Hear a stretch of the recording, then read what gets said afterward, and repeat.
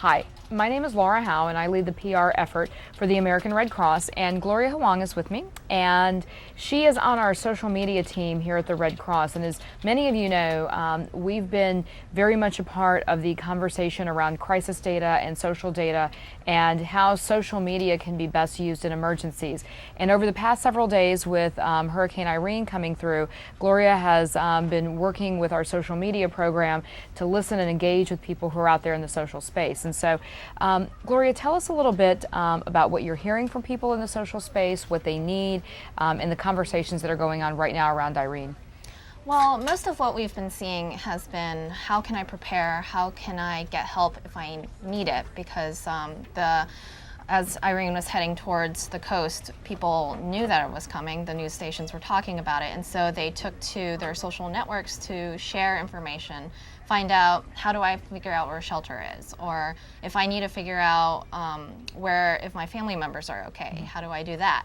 And they've also been reaching out directly to us to ask things like, what do I need to bring to a shelter? Or how can I help? How can I pass on information? How can I volunteer? Things like that. And this is the sort of thing we've seen in the past a lot.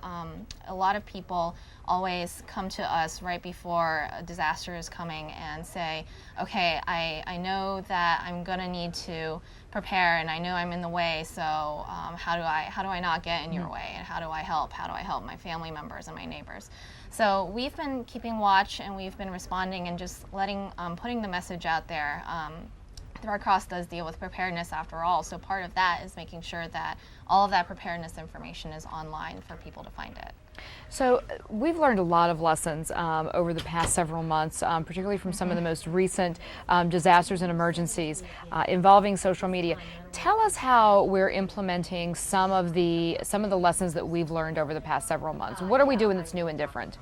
Well, one great example is the most recent spring storms that happened in April and May, when there were tornadoes everywhere and there was flooding. People really gathered together on their own, so they started Facebook pages to share information, and some of that information wasn't always correct. So one thing we've learned is that we aren't the only place that people are getting information. So we have to be where they are and figure out where they're talking, figure out what the Facebook pages are that they're starting, and get our information out there and respond to people, and just have enough voices out there to talk on behalf of the Red Cross, and also spread correct Red Cross information. So this time with Irene, what we've done is we've tried to get as many trained volunteers as possible to help us watch the digital space and figure out how we can organize them into shifts and have them listening and responding and just passing on the information 24 hours a day. And tell us how that's been working for the Red Cross. Is it working well? It's working pretty well. Yeah. We have a great team of people who are already trained to do public affairs work and talk to the media, and really translating that into talking to people online is not that difficult. And they've gotten more and more comfortable with just being Red Cross volunteers representing themselves as Red Cross volunteers online, and reaching out to people saying, hey, saw that you were concerned about this, that, or the other, and I'm a Red Cross volunteer and I know you're the answer, so let me try to help you.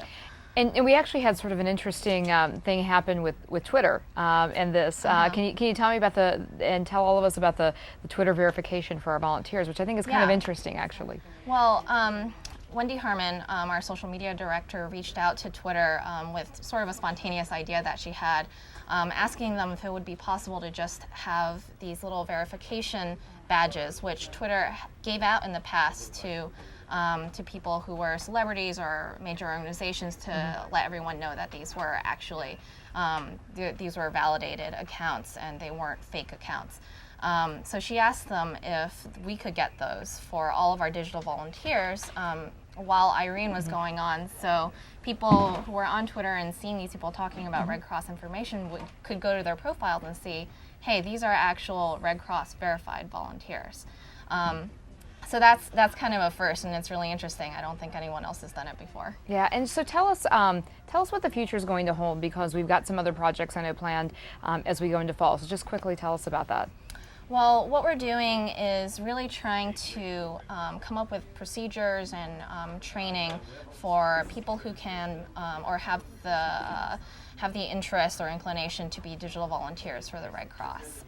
And since the Red Cross is so huge and we mobilize very quickly and we have disaster operations that can go on in many different areas, we're trying to figure out a way to make the digital volunteer role more formalized and able to plug in seamlessly into the rest of our disaster operations. Okay, great. Well, if you do want to find the Red Cross on social media, you can find us on Twitter at Red Cross. You can hit our Red Cross Facebook page. We have a YouTube page, AM Red Cross. And so there's a lot of places in the digital space to find us and get great information. You can also go to redcross.org, and all of our digital platforms are at the bottom of that page. You can click on them and go right to them.